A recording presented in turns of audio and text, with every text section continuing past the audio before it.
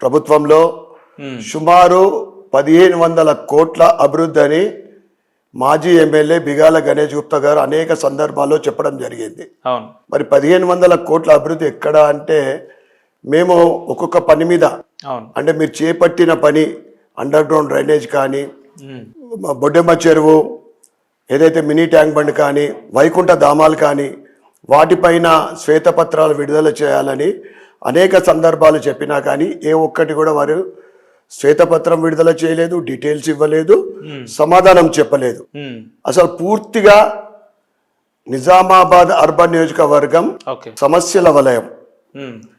నేను 40 రోజులు ప్రచారంలో నిమిత్తంగా ప్రతి డివిజన్లోకి పాదయాత్ర రూపకంగా నేను వెళ్తే ప్రతి డివిజన్లో ఆల్మోస్ట్ ఆల్ అన్ని డివిజన్లలో కూడా ప్రజలకు అనేక సమస్యలు. మరి 1500 కోట్లతోటి మీరు ఏం అభివృద్ధి చేసిండ్రు? ఏదైతే కాంట్రాక్టర్లకు ఇచ్చిన పని మీద ఏం పని జరుగుతుందనేది దానిపైన ఇన్స్పెక్షన్ కానీ దానిపైన ఏం జరుగుతుందో తెలుసుకునే ప్రయత్నం వీళ్ళు ఎప్పుడు చేయలేదు. పూర్తిగా ఎక్కడైతే కమిషన్లు ఎక్కువ వస్తాయో కమిషన్ల కోసమే పని జరిగింది ఇందూరులో. ఎందుకంటే ప్రతి డివిజన్లో రోడ్లు, డ్రైనేజీ, వాటర్ సమస్య అనేక చోట్ల, లైటింగ్ సమస్య, ఇది ప్రధానమైన అంశాలు. ముఖ్యంగా మౌలిక సదుపాయాలు పేదలకు మధ్యతరగతి వాళ్ళకు కావలసిన మౌలిక సదుపాయాలు ఏం కావాలి? వాళ్ళకు మామూలుగా ఉండటానికి ఒక చిన్న ఇల్లు ఏదైతే ప్రధానమంత్రి నరేంద్ర మోడీ గారు 4 కోట్ల ఇండ్లు ఆవాస్ యోజన కింద కట్టి దేశవ్యాప్తంగా ఇవ్వడం జరిగింది. ఇక్కడ మాది ధనిక రాష్ట్రము. 9 ఏళ్ల కింద మాజీ ముఖ్యమంత్రి కేసీఆర్ ధనిక రాష్ట్రము. మేము సింగిల్ బెడ్రూమ్ ఉంటే బిడ్డ అల్లుడు వస్తే వాళ్ళు ఎక్కడ పడుకుంటారు? కిచెన్లో ప్లాట్ఫామ్ ఉండాలా, మా మేకలకు కోళ్లకు కట్టుకుంటానికి ప్లేస్ ఉండాలని వర్ణించి చెప్పి 9 సంవత్సరాల క్రితం ప్రారంభించిన డబుల్ బెడ్రూమ్ ఇల్లు నిజామాబాద్ అర్బన్ నియోజకవర్గంలో ఏ ఒక్కరికి కూడా ఇప్పటి వరకు ఇవ్వడం జరగలేదు. దాంతో పాటు మౌలిక సదుపాయాల్లో ప్రజలకు కావాల్సింది అంటే ముఖ్యంగా పేదలకు మధ్యతరగతులకు కావాల్సింది విద్యా, వైద్యం. దీంట్లో పూర్తిగా అటర్ ప్లాన్. వైద్యం విషయానికి వస్తే 2 గంటలకు మధ్యాహ్నం వెళ్తే హాస్పిటల్లో ఏ ఒక్క డాక్టర్ ఉండడు. అంటే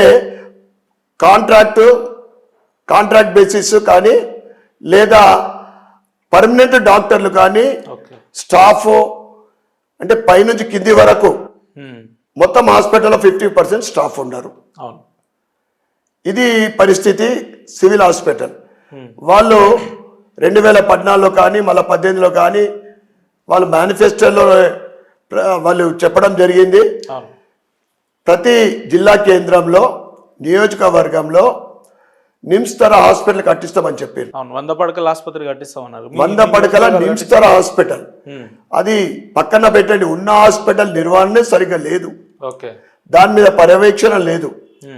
అదే విధంగా పేదలకు కావాల్సింది వాళ్ళు ఎందుకంటే ఆవాస్ యోజన కింద ఏదో విల్లానో లేకుంటే మాజీ ఎమ్మెల్సీ వాళ్ళు ఉండేటువంటి ఇల్లు కోరుకోరాలు, చిన్న ఇల్లున్నా సరిపోతుంది అంటారు. ఇక విద్యా వైద్యం గురించి వాళ్ళు ప్రైవేట్ స్కూల్లో చదివించే పరిస్థితి ఉండదు. అందుకోసమే వాళ్లకు ఏ ఆపద వచ్చినా తప్పని పరిస్థితి సివిల్ హాస్పిటల్కి వెళ్తారు, ఎందుకంటే ఖర్చు పెట్టలేరు ప్రైవేట్లో. అదేవిధంగా వాళ్ళ పిల్లల చదువు గురించి ఇవాళ ఏ ప్రైవేట్ స్కూల్లో చదివించినా కానీ వేలాది లక్షలాది రూపాయలు అవుతుంది. వాళ్ళకి ఆ స్తోమత ఉండదు. ప్రభుత్వ స్కూళ్ళలో విద్య బాగుండాలని మేము అందరం కూడా ఆశిస్తూ ఉన్నాం. కానీ అక్కడ ఎట్లా ఉంటుందంటే వందలాది మంది పిల్లలకు అసలు టాయిలెట్స్ ఉన్నాయి. 200-300 మందికి ఒక టాయిలెట్ ఉంటుంది. ఇక వసతులలో అంటే మేము ఒక 6 నెలల క్రితం సుమారు అక్కడ గర్ల్స్ హై స్కూల్లో ఒక సంఘటన జరిగింది. ఒక అమ్మాయి చనిపోయింది. ఏ విధంగా చనిపోయిందని మేము వెళ్తే అక్కడ పరిస్థితులు చూస్తే ఘోరాతి ఘోరం. కరెంటు వైర్లు తీగలు వేలాడుతూ ఉన్నాయి. ఆ వేలాడే వైర్లని తగిలి ఆ అమ్మాయి చనిపోయింది. ఉమ్. ఇక్కడక్కడ సుమారు నేను ఇంతకుముందు చెప్పినట్లు 100 మందికి ఒక టాయిలెట్ ఉంటుంది. అది కూడా నీట్గా ఉండదు, క్లీన్ ఉండదు, కొన్నిటికి డోర్లు ఉన్నాయి. ఉమ్. మనము ఆ మధ్యన ప్రభుత్వ స్కూల్లో సరే సూరన్న, మీరు చెప్తున్నట్టు ప్రభుత్వం గత 10 ఏళ్లుగా మీ నియోజకవర్గాల్లో కావచ్చు రాష్ట్ర స్థాయిలో అనేకమైన వైఫల్యాలు మీరు ఇంత అనర్గళంగా మాట్లాడుతున్నారు కదా. ఇప్పుడు మీరు శాసనసభ్యులుగా ఎన్నుకున్నారు. రాబోయే రోజుల్లో ఈ పరిస్థితులన్నీ ఈ రకంగానే ఉంటారా, లేదంటే దాన్ని మెరుగుపడడం కోసం మీరు శ్రమిస్తారా? ఇప్పుడు ప్రభుత్వం మారింది. అవును. ప్రభుత్వము 6 గ్యారంటీలు ప్రకటించింది. ఉమ్. ఆ 6 గ్యారంటీలలో 2 రోజులలో మేము 2 ప్రవేశపెట్టామని చెప్పడం జరుగుతూ ఉంది. అవును. కానీ ఏదైతే మొట్టమొదటిది రాజీవ్ ఆరోగ్యశ్రీ 10 లక్షల రూపాయల అవును. హెల్త్ స్కీమ్, అవును. ఏదైతే బీఆర్ఎస్ ప్రభుత్వము ఆరోగ్యశ్రీ ప్రవేశపెట్టిన తర్వాత అది ఫెయిల్ అయిపోయింది. అవును. ఎందుకంటే హాస్పిటల్కు సరిగ్గా బిల్లులు రాకపోవడమోనో, అవును.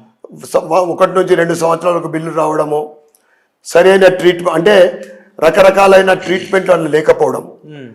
చాలా తక్కువ డిసీజెస్కు దాంట్లో ట్రీట్మెంట్ జరిగింది. ఉమ్. ముఖ్యంగా కరోనా సమయంలో ఏదైతే భారతీయ జనతా పార్టీ కేంద్రం నుండి ఉమ్. ఆయుష్మాన్ భారత్, అవును. దాంట్లో అన్ని డిసీజెస్కు ట్రీట్మెంట్ జరుగుతుంది. కార్పొరేట్ లెవెల్ ట్రీట్మెంట్ చేసుకునొచ్చు. ఉమ్. ముఖ్యంగా కరోనా సమయంలో ఆయుష్మాన్ భారత్ స్కీమ్ కింద కరోనా ట్రీట్మెంట్ని దాంట్లో ఇంప్లిమెంట్ చేసిండ్రు. ఉమ్. ఈ ఆరోగ్యశ్రీలో లేదు. ఎందుకంటే ఈ ఆరోగ్యశ్రీలో కూడా ఇంప్లిమెంట్ చేసి ఉంటే ఉమ్. వేలాది మంది ప్రాణాలు తెలంగాణలో బతికుండేది. ఓకే. ఈయన చెయ్యడు. ఎందుకంటే కార్పొరేట్ సోదరులతోటి వీళ్ళ దోస్తానా, ఉమ్. అన్నిట్లో పార్ట్నర్షిప్, అన్నిట్లో కమిషన్లు, అన్నిట్లో వీళ్ళ ప్రమేయము, కార్పొరేట్ హాస్పిటళ్ళు కానీ కార్పొరేట్ లెవెల్ స్కూళ్ళు కానీ అన్నీ కూడా అన్నిట్లో వీళ్ళ భాగస్వామ్యం ఉంటుంది. ఉమ్. అదేవిధంగా స్కూళ్ళ విషయంలోకి వస్తే ఘోరాతి ఘోరంగా ఉంది. ఉమ్. ఇంతకుముందు నేను చెప్పిన తప్పకుండా ప్రభుత్వం మారింది. మేము 6 స్కీములు ఇంప్లిమెంట్ చేయాలని మేము కోరుకుంటా ఉన్నాం. ఉమ్. ఏదైతే ఆరోగ్యశ్రీ, రాజీవ్ ఆరోగ్యశ్రీ 10 లక్షలు ప్రవేశపెట్టిరో అవును. మేము అది సక్సెస్ఫుల్గా నడవాలనే కోరుకుంటా ఉన్నాం. ఓకే. కానీ దాంట్లో సుమారు 60% కేంద్ర నిధులు, ఎందుకంటే ఆయుష్మాన్ భారత్ని కలపడం జరిగింది. అవును. ఇది గత సంవత్సరమే బీఆర్ఎస్ ప్రభుత్వం కలిపినా కానీ గ్రౌండ్ లెవెల్లో అది ప్రజలకు అందుబాటులో రాలేదు. మీరు 60% కేంద్ర నిధులు ఉన్నా కానీ మీరు రాజీవ్ ఆరోగ్యశ్రీ పోస్టర్ మీద సీఎం రేవంత్ రెడ్డి ఒక సినిమా హీరో లాగా పోజ్ పెట్టడం జరిగింది. చిన్నపాటి నరేంద్ర మోడీ గారి ఫోటో లేకపోవడం అనేది మేము దాన్ని వ్యతిరేకిస్తా ఉన్నాం. తప్పకుండా త్వరలోనే ఆ పోస్టర్ పైన, ఆ పాంప్లెట్ పైన ప్రధానమంత్రి నరేంద్ర మోడీ గారి ఫోటో ఉండాలని మేము డిమాండ్ చేస్తా ఉన్నాం. ఏదైతే ఆరోగ్యశ్రీ మాదిరి మీరు వస్తే ఆ ముఖ్యమంత్రి ఫోటో వేసుకోవడం ఆనవాయితీ కదా, నరేంద్ర మోడీ గారి ఫోటో పెట్టడం. మేము నరేంద్ర మోడీ గారి ఫోటో, ఆయన ఫోటో అంత పెద్దగా అని ప్రోటోకాల్ ప్రకారము ఆయన ఫోటో కూడా ఉండడం. అది మరి బీఆర్ఎస్ ప్రభుత్వాన్ని ఎందుకు తిరస్కరించారు ప్రజలు? వాళ్ళ ఒంటెద్దు పోకడ. కేంద్రం నుంచి నిధులు వచ్చినా కానీ వాళ్ళ పేరు పెట్టుకొని కేంద్ర నిధుల్ని కేసీఆర్ కిట్ అని, కేసీఆర్ పథకాలని పెట్టడం జరిగింది. వాళ్ళ ఒంటెద్దు పోకడ వాళ్ళని అలా ఓటమి దిశకు తీసుకెళ్ళింది. మీరు కూడా అదే తోలకి వెళ్తే ప్రజలన్నీ గమనిస్తారు. భవిష్యత్తులో మీ భాగోతం కానీ మీ భవిష్యత్తు కూడా అదే విధంగా ఉంటుంది. మీరు ఎన్నికల ప్రచారంలో మీ కేంద్ర నాయకత్వం లేదా మీ రాష్ట్ర నాయకత్వం మాట్లాడుతూ December 3 తర్వాత మేమే అధికారంలో వస్తున్నామని చెప్పారు. ఎందుకు మిమ్మల్ని తెలంగాణ ప్రజలు రాష్ట్ర స్థాయిలో తిరస్కరించారు అంటే ఏం చెప్తారు? తిరస్కరించలేదు, ప్రజలు ఆశీర్వదించారు. ఓకే. గత 2018లో 6% ఉన్న భారతీయ జనతా పార్టీ ఓటింగ్ ఈరోజు 14%. సుమారు 60 స్థలాలలో డిపాజిట్ దక్కింది. ఎందుకు డిపాజిట్ దక్కిందని చెప్తున్నామంటే 2018లో 105 స్థలాలలో డిపాజిట్ రాలేదు. అదేవిధంగా 19 స్థలాలలో సెకండ్ ప్లేస్. 8 మంది గెలిచిన తర్వాత అవును. 19 ప్లేస్లలో సెకండ్ ప్లేస్ ఉంది. వేలాది అంటే 20,000 నుంచి 30,000 ఓట్లు అనేక నియోజకవర్గాల్లో రావడం జరిగింది. ప్రజలు భారతీయ జనతా పార్టీ వైపు చూస్తూ ఉన్నారు. ఓకే. ఏదైతే కాంగ్రెస్ అమలు కాని హామీలు ఇచ్చింది, కర్ణాటకలో కాంగ్రెస్ అమలు కాని హామీలా? అమలు కాని హామీలు ఆల్రెడీ 2 అమలు చేసినారు కదా వాళ్ళు. 2 అమలు చేసిండ్రు. ఏదైతే మహాలక్ష్మి పథకం అని వాళ్ళు ప్రవేశపెట్టిరో, అవును. ఉచిత బస్సు, మరి మహాలక్ష్మి పథకం మేము ప్రవేశపెట్టామని చెప్తా ఉన్నారు. మహాలక్ష్మి పథకంలో మీరు 500 రూపాయలకు సిలిండర్ కూడా ఇవ్వాలి. దాంతో పాటు 2,500 ప్రతి మహిళకు వాళ్ళకి ఇవ్వాలి. మరి మీరు ఈ పథకం ప్రవేశపెట్టినప్పుడు 3 స్కీమ్లు కూడా స్టార్ట్ చేయాలి. ఇక అసెంబ్లీలో మీరు 3 రోజుల నుంచి వైట్ పేపర్ ప్రవేశపెట్టారు. మొన్న 2 రోజుల క్రితము ఫైనాన్స్ స్టేటస్ మీద, నిన్న పవర్స్ వాటి మీద. అంటే దీనికి బీఆర్ఎస్ ప్రభుత్వ బడ్జెట్ అంటే ఆర్థిక పరిస్థితి ఏ విధంగా ఉందో మీరు అవగాహన లేకుండానే మీరు మీ పథకాల్ని మీరు కమిట్మెంట్ చేసిండ్రా, మీ మేనిఫెస్టోని ప్రవేశపెట్టిండ్రా అని మేము అడుగుతా ఉన్నాం. మీరు చాలా సంవత్సరాల నుండి అంటే 3, 4, 5, 6 సంవత్సరాల నుండి ఎమ్మెల్యేగా పనిచేసిన వ్యక్తులు ఉన్నారు, అలా మంత్రులుగా పనిచేసిన వ్యక్తులు ఉన్నారు. బీఆర్ఎస్ ప్రభుత్వ స్టేటస్ ఏదైతే బీఆర్ఎస్ ప్రభుత్వ గత 2 సంవత్సరాల నుండి సరి అయిన సమయంలో జీతాలు ఇచ్చే పరిస్థితి లేదని మనందరికీ తెలుసు. దేశంలో అన్ని రాష్ట్రాలలో మొదటి డేట్ శాలరీస్ వస్తే ఇక్కడ 10వ తారీఖు నుండి 20వ తారీఖు వరకు శాలరీస్ వస్తూ ఉన్నాయి.